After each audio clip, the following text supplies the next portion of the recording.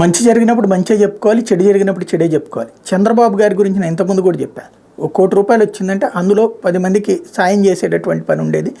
అలాగే నెక్స్ట్ ఎలక్షన్స్కి ప్రిపేర్ చేసుకుంటుండేవాడు. ఈ మధ్యకాలంలో అది తగ్గడమే నష్టపోయింది మొన్నటిసారి.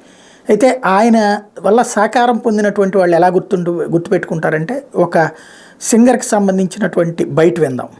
నా ఇంట్లో కూర్చొని నాకే పాటలు చేస్తున్నావా ఈ రోజు ఈ స్థాయికి వచ్చి అని చెప్పి, ఏ స్టూడియోలో చేస్తావా మనం పాటలు అన్నాడు. అంటే మీ ఎక్కడ చేయమంటే అక్కడ చేస్తాను సార్ అని. అప్పుడు శంకర్ అన్న పక్కన ఉండి ఆడు కూడా స్టూడియో పెట్టుకుంటున్నాడు అన్నాడు. మరి నువ్వు స్టూడియో పెట్టుకుని నీ స్టూడియోలో చేయొచ్చుకుంటే నాది ఇంకా కంప్లీట్ అవ్వలేదు సార్, ఆ మధ్యలో ఆగిపోయింది, ఇంకా కొంచెం టైం పడుతుంది అన్న. ఎందుకు అయింది అని. డబ్బులు లేవు సార్. ఎంత అవుతుంది అన్నాడు. సమ్ అమౌంట్ చెప్పాను, 5 lakhs ఎలా అవుతుంది సార్. ఈ అబ్బాయికి ఏం మాట్లాడారో, ఒకవేళ తక్కువ అయితే ఇంకా కలిపి 5 లక్షలు అతనికి ఇచ్చేసి అతన్ని స్టూడియోలోనే నా పాటలతోనే ఆయన మొదలు పెట్టుకోమని స్టూడియో అన్నారు. మీరు ఎలా మర్చిపోతాను చెప్పండి బాబు గారిని. ఇప్పుడు నేను ఇందులో పార్టీ పరంగా నేను ఆయన ఇష్టపడుతున్నట్ట, పర్సనల్ ఇష్టపడుతున్నట్టు. ఇలా ఏంటి తెలంగాణ వచ్చింది, ఆయన ఆంధ్రుడు, నువ్వు ఆయన ఎందుకు ఇష్టపడతావు, ఈయన ఎందుకు ఇష్టపడతావు అంటే, తెలంగాణ వచ్చి తెలంగాణోడు ఏం చేసినాడు నాకు 10 ఏళ్ళ తెలంగాణ సర్కార్లో. ఆ తెలంగాణ కేసీఆర్ కథాగానం అని ఒక అద్భుతమైన పాట చేస్తే కూడా కనీసం ట్విట్టర్లో కూడా కేటీఆర్ గారు ఒక చిన్న ట్వీట్ కూడా చేయలేదు నా గురించి.